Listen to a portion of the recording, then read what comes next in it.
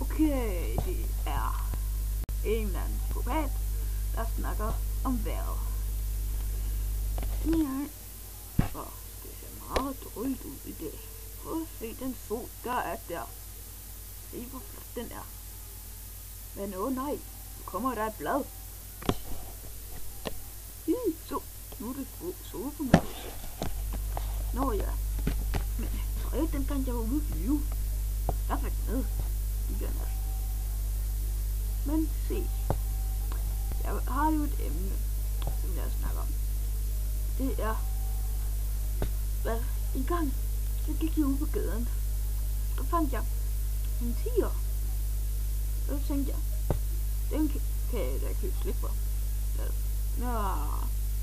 Og så var der en venner, der kom, tog tigeren, og så smed han den bare på gaden. Jeg faktisk mente det ned i kraft. Men ja, det er bare det.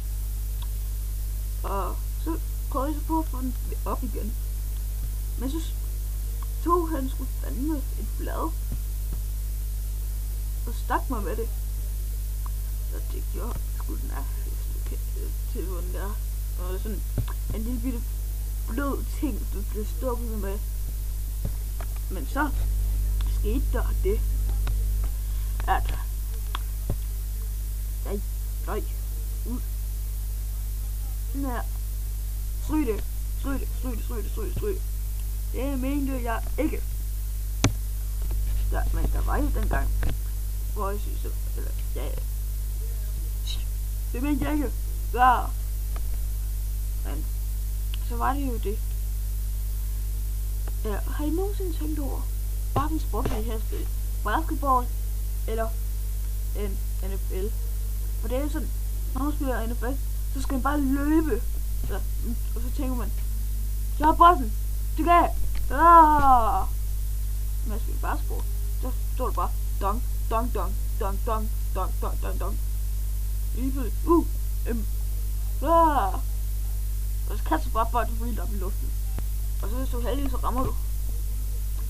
Men så er det jo sådan, at man kan prøve det, at man simpelthen bare tager bolden og bare smider den ned igennem kurven.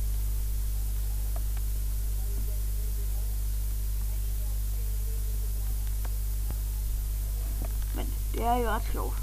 For ja, prøv at se, hvis bolden skulle ned i hovedet på ned igen. Nå, men jeg er jo nødt til at slutte nu.